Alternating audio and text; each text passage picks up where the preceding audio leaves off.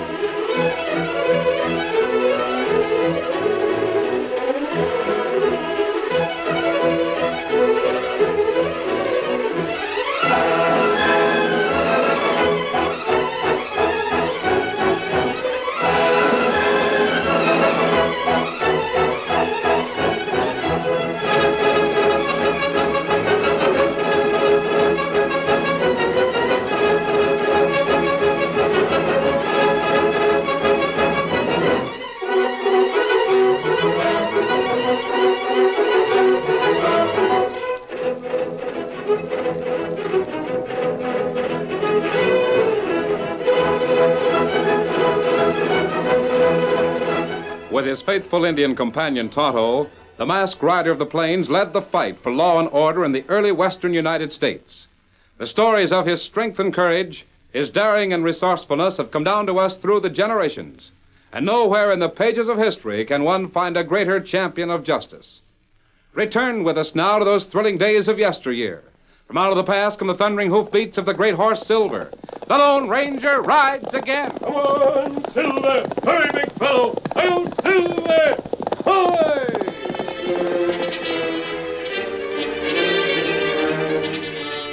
In the days following the gold rush, there was a spot on the Pacific coast that decent people would like to forget. It was a section of San Francisco that had become a reeking, verminous headquarters for the worst type of riffraff from all over the world. Crime of every type ran rampant. The saloons and honky-tonk dance halls spawned murder at its vilest. The reeking foulness of the tawdry places was equaled only by the ankle-deep mud that served as streets. This was the Barbary Coast. Here there was no law. Violent death was commonplace, and a moment of carelessness was likely to send a man into a slavery that was worse than death. It was to the Barbary Coast that the Lone Ranger had to go to fight alone against all form of crime, to lay his life on the line as the price that we'd have to pay for losing.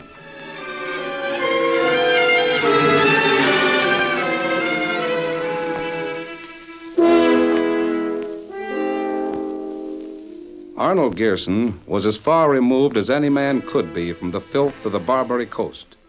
He was a big man in every way. He looked every inch the banker that he was, and his home was one of the largest of those on Nob Hill. Arnold Gearson loved two things more than his vast wealth: his son and his daughter. Put the balance sheets away, Bates.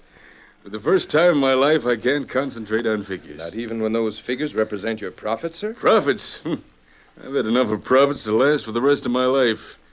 From now on, Bates, I'm going to be a changed man. Oh, is that so, Mr. Gearson? Oh, I'll continue the business, but as soon as Sally arrives, you'll see much less of me around this office. Your daughter, sir. She's coming home from school in New York? Home, yes, at last. And now let me see. I must watch the news. A boat's arriving. Probably take the better part of 2 months. She's traveling by boat? Yes, around the Horn. But isn't that rather dangerous, Mr. Gearson? Dangerous? Why, her boat will...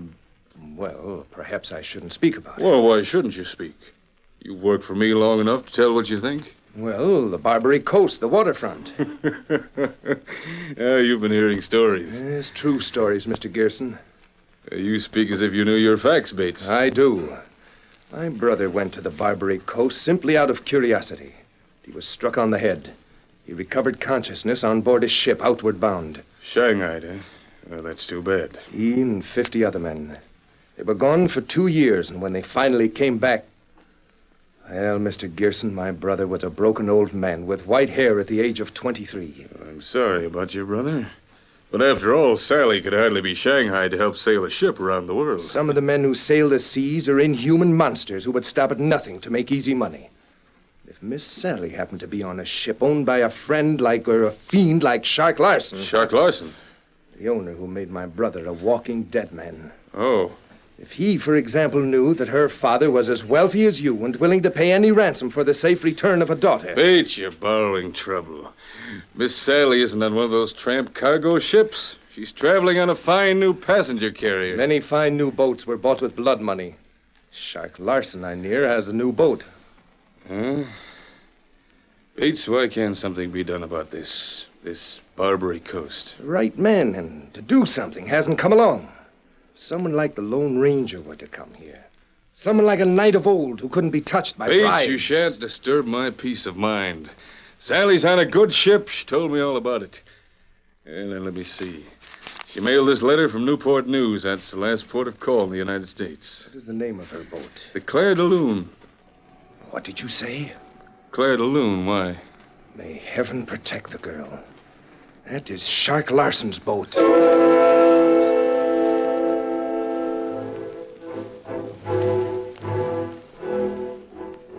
The weeks that followed the clerk's startling announcement were filled with worry for Arnold Gearson.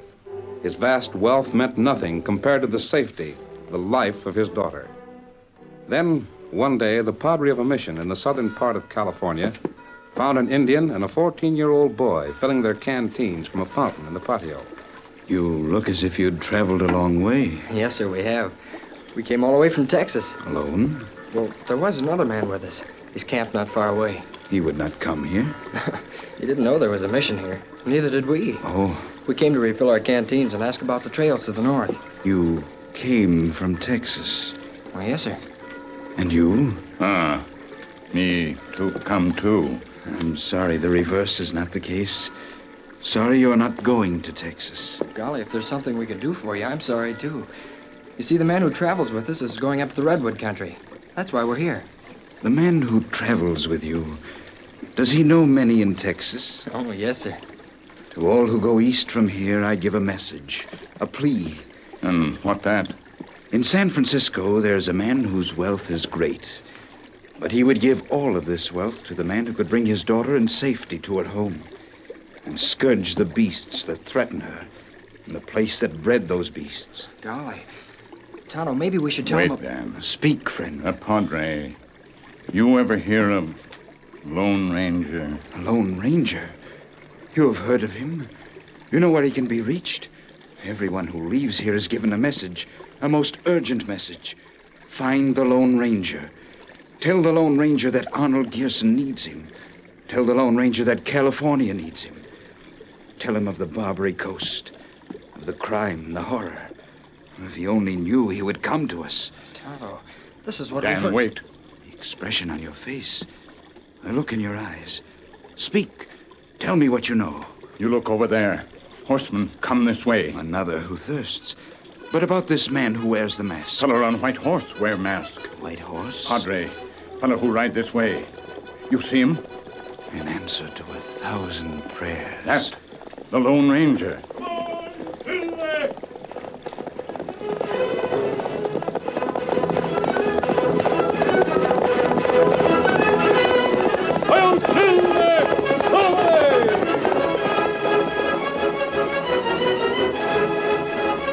The Lone Ranger came to the Barbary Coast alone. He was disguised as a prospector as he walked from the waterfront along Pacific Street. To far beyond Kearny Street, there was a blaze of lighted dance halls, melodeons, and cheap cafes. By far the most pretentious was Dirk Gimlet's place, known as the Thunderbolt. Though every form of crime was almost constantly displayed in the Thunderbolt, the police found it practically impossible to get convincing proof. Dirk Gimlet made his own laws, and all of them were ruthless. Hey, Claw. What's the matter, Gimlet? There's a stranger here. Did you see him? Yeah, I seen him. He's a big gent. Looks like he could do all right on a ship. Well, what are you waiting for? Drug him and drop him to the cellar. I've got an order from one of my best customers. He wants 50 men to man his ship. I've been trying to drug that critter, but he won't take a drink. And use a club on him. Get him unconscious and to the cellar. Hold on, Gimlet. There's something else I want to speak to you about. Then speak. What are you waiting for? See the man standing alongside the tall one? Sure. How about him? Did you want to send him back to sea? Oh, why not? He just came off from Captain Gale's ship. Yeah? We shanghaied him about 6 months ago, remember? Well, send him out again. What's the odds? All right. I'll tend to him. Wait. Huh? What's his name? I don't know. He just calls himself Jimmy. That's all I know.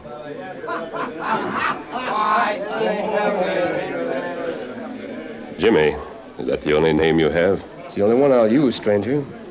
I ain't proud of the life I've been leading. But you say you spent the last 6 months at sea. Not because I wanted to. Is it true that you were knocked out and carried to the ship? That's common enough. There was 20 of us woke up on the ship at the same time. And all had got the same treatment. 2 of the men were dead from the handling they got.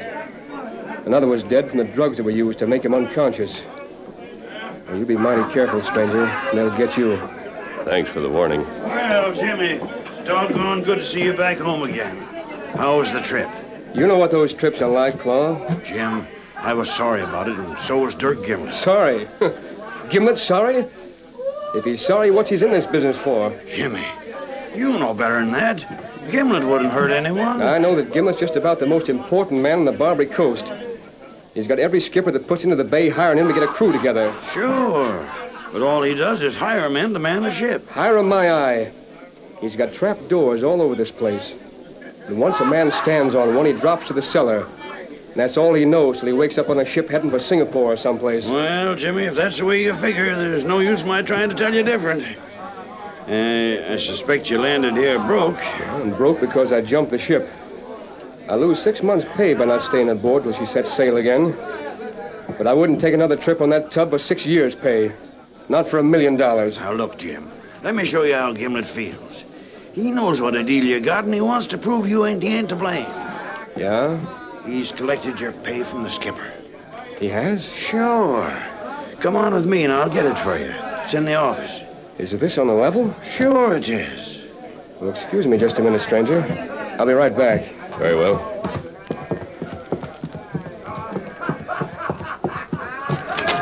Step right in, Jimmy. The cash is there in the desk drawer. Gimlet is a right gent. Maybe I did have him wrong. But I thought he... Who cares what you thought? That'll do for me, Claw. Gimlet, you sure scored a bullseye with that club. Open the trap door. I'd give a lot to know what he says when he wakes up and finds himself on another ship putting out to sea. He'll be a plenty sore about it. Hello, below there. Hello. We got another one for the skipper. We'll drop him down. Right. We got a mattress for him to drop on. Here he comes. There. We got him. Close the trap door. There. He knew about that trap door, and he wouldn't stand on it. We won't have to drag the other man. We'll get him standing on the trap door when we slug him. Look through the peephole and see if he's still out there. He's still there. I'll go get him.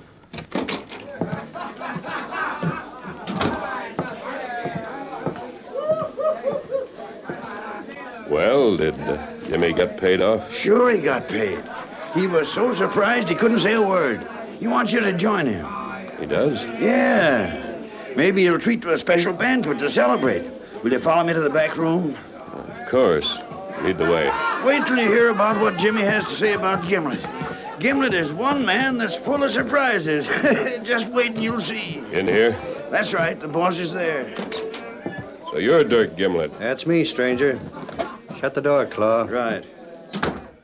Now, if you'll step just a little closer to my desk, I'll show you something. Maybe you will, Gimlet. Maybe I'll have something to show you.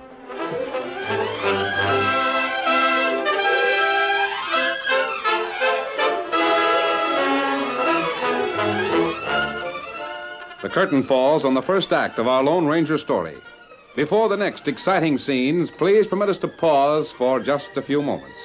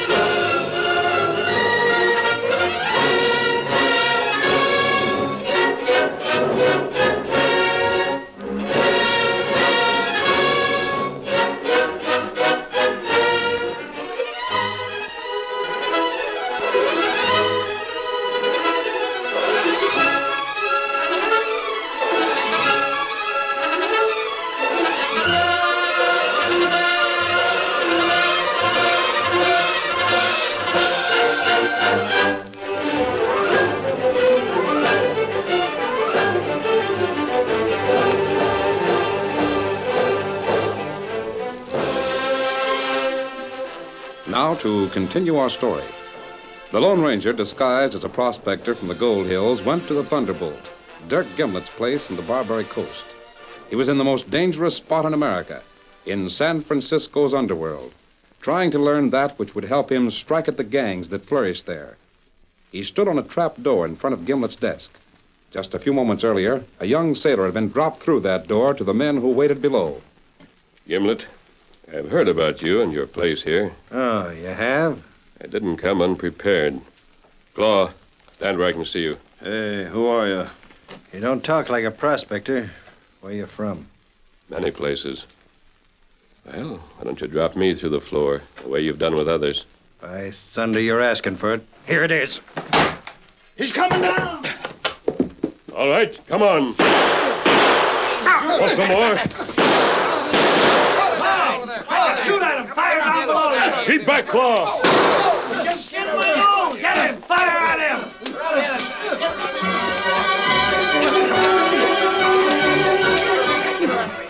In the summer glow of the darkness, the Lone Ranger became a fighting fury. When one of the 6 men drew a weapon, the Lone Ranger's guns barked.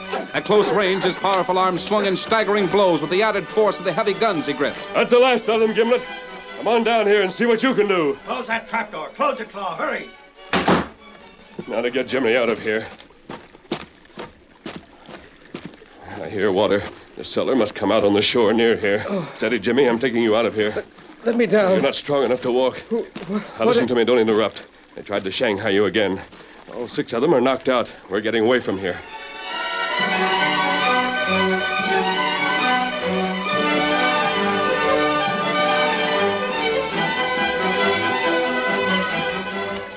Carrying the thin young sailor, the Lone Ranger followed the sound of the water until he came out of a tunnel to a narrow beach where starlight showed a skiff was drawn up on the shore. Now you can stand, Jimmy. You got me out of there. That boat was waiting to take you and several others on board another ship. I know, but why'd you save me? I want to learn a lot from you. But I can't tell you anything. You can tell me a lot about Gimlet, the Thunderbolt, the Barbary Coast.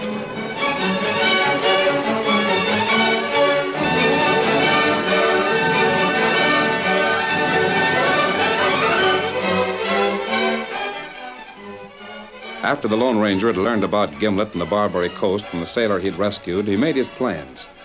The following day, he dressed in the clothes of a successful businessman and disguised his unmasked face. Then he went to the banking offices of Arnold Gearson. Come in, please. That'll be all for the present, Bates. Yes. Won't you sit down? Thank you, Mr. Gearson. My clerk told me that you said you could deliver a message to the Lone Ranger. You may be sure that he will hear whatever you choose to tell me. Who are you? Is that important? No, I guess not. There's something about your... Yes? Your face. I can't quite understand. It's something... I've seen the Barbary Coast, Mr. Gearson. Well, you have. I consider you a most fortunate man. Fortunate? Few people of your type are able to leave there without disaster. So I've heard. You can deliver a message to the Lone Ranger, you say? Yes. I wish I could speak to him personally. He might find it inconvenient to come here, Mr. Gearson. He conceals his face behind a mask. Why? Because he doesn't want his face to be known.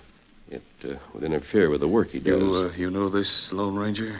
No one knows him better. I'd pay any amount. He wouldn't accept money. Could he be impelled to act if he knew what went on here on the Pacific Coast? I'm sure he'd feel that there was need of law. There's a ship named Claire de Lune. The owner is a man called Shark Larson. My daughter sailed from New York on this boat. Yes? Weeks ago. Boat has just put into the bay, and the owner has delivered a letter from my daughter. May I see the letter? Yes, here. It's a request for money to be delivered to her by the owner, Shark Larson. Quite a sum. Oh, I'd pay it gladly if I thought it would bring Sally home safely. This doesn't say where she is. No. It's evidence that Larson has made her a captive at some port between here and New York. Might be any one of a score of places in South America or Central America. There's no way of knowing. Obviously, Mr. Gearson, this is nothing but a thinly veiled demand for ransom. Yes, I'm aware of that. You'll hand the cash to Larson, and he supposedly will deliver it to your daughter to... Well, she claims to need it to pay her debts. Preposterous. May I have this letter? To deliver to the Lone Ranger? You'd want to study it. Yes, you may have it. Thank you. Oh, one thing more. Yes? Let us suppose the Lone Ranger did want to come here. As you say, he couldn't wear the mask without attracting attention. That's true. He'd probably disguise his face. Probably. It would give his features a rather fixed look, wouldn't it? Mr. Gearson, are you going to be at your home tonight? Yes. Who else will be there? Well, my wife passed away several years ago. There'll just be my mother, grand old lady. My son, who's just 14. 14? He's going to be home for 2 days, then he'll leave for school. Why are you so interested in my son? The Lone Ranger has a young friend, the same age. Oh? You might hear from the man you seek tonight, Mr. Gearson. Good day. Good day.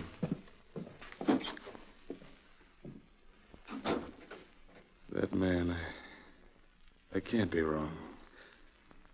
Oh, yeah, what's this? He left it for me.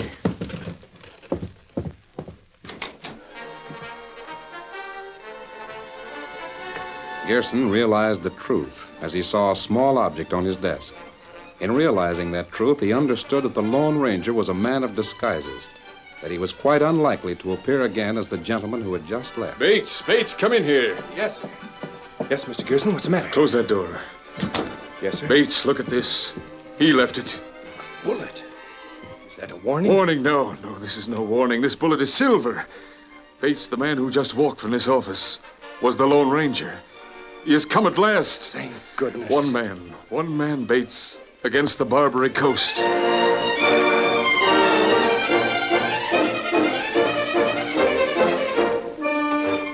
Before he returned to his camp, the Lone Ranger stopped at a small hotel.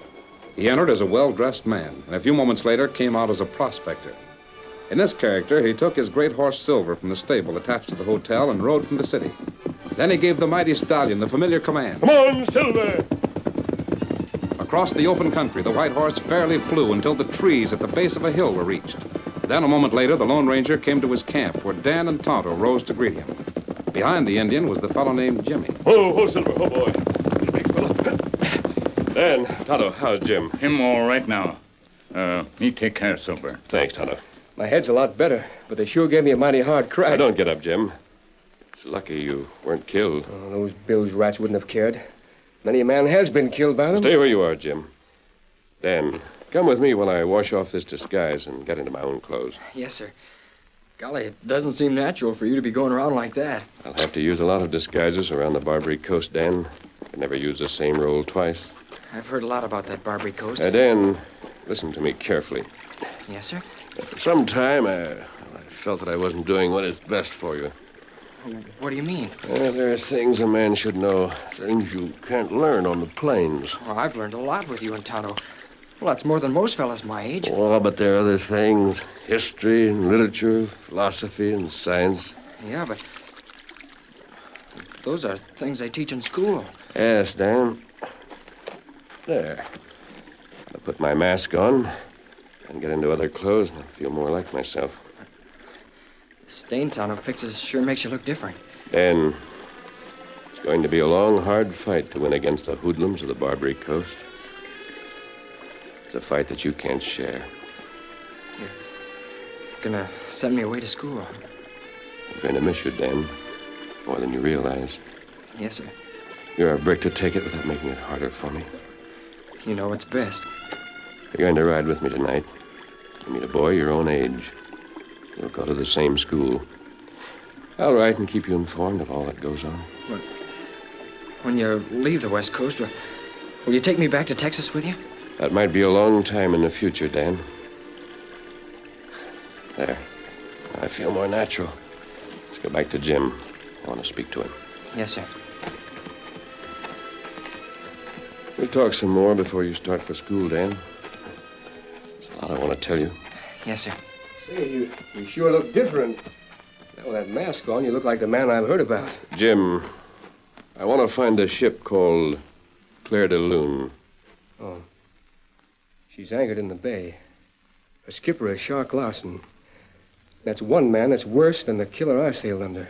How can I get aboard the Claire de Lune? Get aboard her? Look, men would mortgage their lives to stay off that ship. Larson is a man killer. I want to board his ship. Well, you know what the Thunderbolt was like. Yes? There's one place in the Barbary Coast that's worse than the Thunderbolt.